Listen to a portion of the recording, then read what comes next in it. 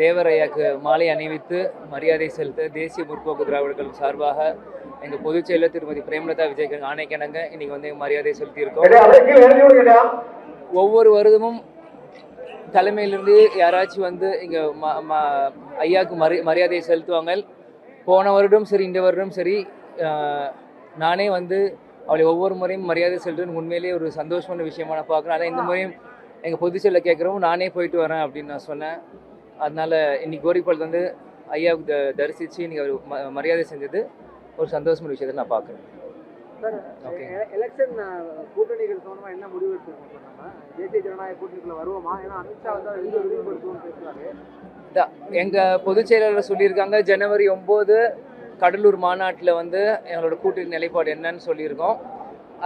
அதே போல ஜனவரி 9 உங்க எல்லா கேள்விக்கும் விடை அன்னைக்கு உங்களுக்கு கிடைக்கும். குறைந்த விலை, நிறைந்த தரம், தங்கள் தேவைகள் அனைத்தும் ஒரே இடத்தில். ஜெயச்சந்திரன்.